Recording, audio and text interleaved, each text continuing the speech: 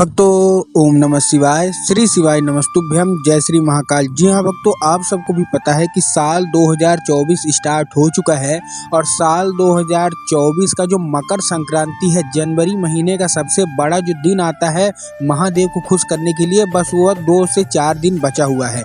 लेकिन मैं आपको एक बात बताना चाहता हूँ कि जैसा कि आपको पता है मकर संक्रांति हर साल 14 जनवरी को मनाई जाती है, लेकिन इस साल 2024 में जो मकर संक्रांति का जो त्योहार है वो 15 जनवरी को मनाया जाएगा। क्योंकि जब राशि मकर में प्रवेश करेगी तब दिन सोमवार का हो जाएगा और तारीख 15 जनवरी हो जाएगी। तो आज मैं आपके लिए बहुत बड़े बड़े उपाय लेके आया हूँ जो कि पूज्य गुरुदेव की ही कथा सुन के और बहुत अच्छे से समझ के आपको बताऊंगा। देखिए, मकर संक्रांति का उपाय बहुत ही बड़ा उपाय माना जाता है और मकर संक्रांति के दिन जो कोई भी व्यक्ति उपाय करता है उसकी सारी की सारी मनोकामना बाबा भोलेनाथ अवश्य रूप से पूरी कर देते हैं। साल 2023 की जो मकर संक्रांति थी, बहुत सारे लोग ने पूज्य गुरुदेव के बताए हुए जो हमने हमारे द्वारा उपाय उन्होंने सुने, सबने अच्छे से की और सारी की सारी मनोकामना पूरी हुई, हमारी भी हुई। तो देखिए, मकर संक्रांति के दिन सबसे पहले तो इस बार बहुत खास होने वाली है। क्योंकि मकर संक्रांति सोमवार के दिन ही पड़ रही है, आमतौर पे दूसरे दिन पड़ रही है। आपको भी पता है कि सोमवार का दिन महादेव के अर्पित होता है। तो देखिए, मकर संक्रांति का इतना बड़ा पर्व और वो भी सोमवार के दिन, बहुत सालों बाद ऐसा आपको मौका मिलने वाला है। तो कौन कौन से उपाय आपको करने हैं कि जैसे आपकी महादेव आपकी कृपा सुन लें, आपकी मनोकामना सुन लें और आपकी सारी की सारी मनोकामना अत्यंत जल्दी पूरी करें, आज के इस वीडियो के माध्यम से मैं आपको बताने वाला हूं। तो 3 से 4 उपाय मैं आपको बताऊंगा, धन प्राप्ति से भी बताऊंगा, मनोकामना पूर्ति से भी बताऊंगा। अगर आपके जीवन में तकलीफ है उससे आपको निवारण कैसे मिले वो भी बताऊंगा। उपाय पूरा सुनिएगा, अच्छे से करिएगा। अगर आपने उपाय अच्छे से कर लिया तो 100% गारंटी है कि महादेव आपके ऊपर कृपा करेंगे और आपकी सारी की सारी मनोकामना पूरी करेंगे। तो कैसे करना है, क्या करना है, चलिए हम चलते हैं उपाय की ओर, जो कि मैंने पूज्य गुरुदेव की ही कथा सुन के और बहुत अच्छे समझ के आपको बताने का प्रयास करूंगा। लेकिन उससे पहले चैनल पे पहली बार आए हैं तो वीडियो को कर दे लाइक और चैनल को कर लें सब्सक्राइब, ताकि पूजनीय पंडित प्रदीप जी मिश्रा के रोज नए नए उपाय सबसे पहले आपको प्राप्त हो सके। तो देखिए, जो हमारा पहला उपाय है वो लड्डू का है। अब देखिए, लड्डू कैसे होने चाहिए, ध्यान से करिएगा। इसको खाना नहीं है, इसको अर्पित करना है। कैसे करना है, देखिए, सबसे पहले आपको भी पता है कि मकर संक्रांति के दिन तिल का बहुत बड़ा योगदान होता है। जो काली तिल होती है ना, उसकी बहुत ज़्यादा मान्यता होती है, हर जगह उसकी पूजा होती है, स्नान होता है और उसी से लड्डू बनता है। तो काली तिल का लड्डू आपको बनाना है। कैसे बनाना है, देखिए, आपको गुड़ लेना है और काली तिल, उसका बहुत अच्छे से जो काली तिल का लड्डू बनता है ना, तिली का लड्डू जिसको बोलते हैं, आपको बनाना है। लेकिन उसमें एक काम करना है। अब आप सोचोगे ठीक है, तिल का लड्डू तो हम बनाते हैं, उसमें और क्या करना है, तिल के लड्डू के अंदर आपको एक सिक्का डाल देना है। कोई सा भी सिक्का हो सकता है, 1 रुपये, 2 रुपये, 5 रुपये, 10 रुपये, कोई भी सिक्का हो। 1 रुपये का भी चलेगा, 2 रुपये का भी चलेगा। आपको जब आप थोड़ा एक कोशिश करिए कि लड्डू थोड़ा सा आपको बड़ा बनाना है, ताकि उसके अंदर अच्छे से आपको क्या आ जाए, आपका जो सिक्का है वो आ जाए। तो आपको क्या करना है, तिली का लड्डू बनाना है। तिली के लड्डू के अंदर आपको एक सिक्का डाल देना है और डालने के बाद आपको क्या करना है, पहुंच जाना है महादेव के मंदिर और मंदिर में दान दे देना है। कोई भी आपको गरीब बच्चा दिख जाए उसको आप दान दीजिए। पहले आप महादेव को अर्पित करिए, महादेव से मांगिए कि महादेव हमारी ये मनोकामना है, कृपया करके इसको पूरा कीजिए।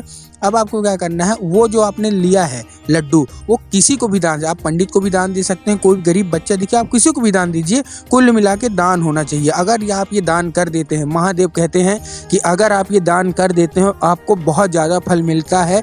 महादेव की कृपा से आपकी सारी की सारी मनोकामना बाबा भोलेनाथ पूरी कर देते हैं। इस चीज़ का आपको ध्यान रखना है।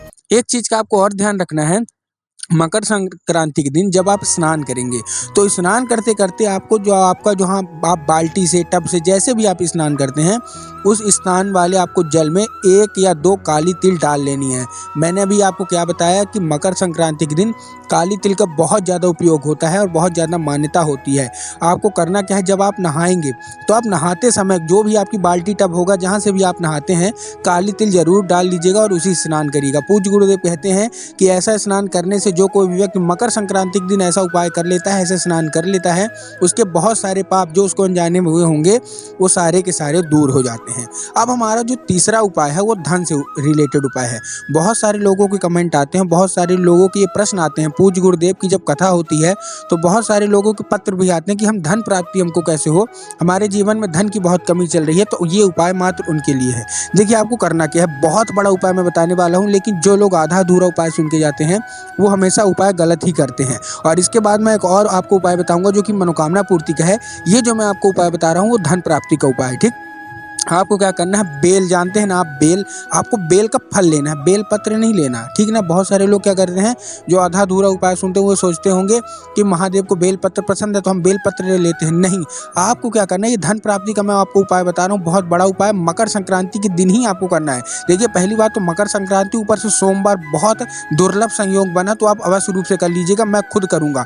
आपको क्या करना है, बेल लेना है, बेल का फल, और बेल के फल का जो अंदर का गुर्दा रहता है ना, जो फल रहता है, उसको आपको निकाल लेना, ऊपर की खोपड़ी हटा देना है। बेल का जो फल है, बेल के फल के अंदर का जो गुर्दा है, उसको ले आ जाना है घर। उसको क्या करना है, सुखाना है, सुखाने के बाद उसको जलाना है। ध्यान से सुनिएगा, स्टेप बाय स्टेप। आपने गए बेल के पेड़ के नीचे, आपने बेल तोड़ा, बेल के अंदर का जो गुर्दा है, ठीक है ना, उसको आपने निकाला, अंदर ले आके घर लाके उसको बढ़िया अच्छे से धूप में सुखवाइए। सुखवाने के बाद उसको क्या करना है, जला लेना है। जलाने के बाद उसको पीस लेना, जैसे वो काला हो जाएगा, बिल्कुल पाउडर के फॉर्म में उसको पीस लेना है। वो क्या बन जाएगा, वो अच्छे से भस्म बन जाएगा। उसको अच्छे से छान लीजिए। छानने के बाद मतलब जो कचड़ा है वो हट जाए, केवल भस्म भस्म रह जाए। अब आपको क्या करना है, वो जो भस्म है वो आपको जाके महादेव को अर्पित कर देनी है। मैं एक बार फिर बता रहा हूँ, ध्यान समझिएगा। बेल का आपने लिया, फल लिया, उसके अंदर का गुर्दा लिया, उसको अच्छे से सुखवा लिया। सुखवाने के बाद उसको आपको जला दिया। जलाने के बाद जैसे वो पीस हो जाएगा, मतलब पाउडर का फॉर्म बन जाएगा, उसको अच्छे से छान लेना है ताकि अच्छी जो है तो भस्म रेडी हो जाए। अब आपको क्या करना है, पहुंच जाना है लेके। जैसे आपको भी पता है महादेव को भस्म बहुत ज़्यादा पसंद है, तो अगर आप बेल के फल का आप क्या करते हैं, भस्म चढ़ाते हैं, महादेव अत्यंत जल्दी खुश हो जाते हैं।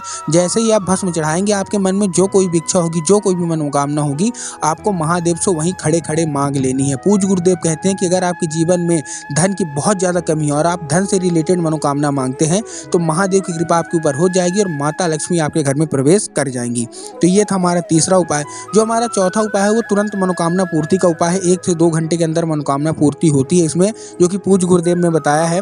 आपको क्या लेना है, 1 लोटा जल लेना है, जो कि तांबे के जल होना चाहिए और आपके घर का जल होना चाहिए। बहुत सारे लोग गलती क्या करते हैं कि वो जाके मंदिर परिसर का जल ले लेते हैं, तो आपको मंदिर का जल नहीं लेना, अपने घर का जल लेना है। ठीक, आपने ले लिया, उसमें आपको डालनी है 7 चने की दाल, 3 समी पत्र और 1 बेलपत्र। ठीक, क्या किया, 7 चने की दाल, 3 समी पत्र और 1 बेलपत्र। देखिए, जब आप 7 चने की दाल डालेंगे तब आपको ध्यान रखना है कि जो 7 चने की दाल है वो कहीं से खंडित नहीं होनी चाहिए। जो आप 3 समी पत्र अर्पित कर रहे हैं उसमें भी आपको ध्यान रखना है कि जो समी पत्र है वो कहीं से मुरझाया हुआ नहीं होना चाहिए।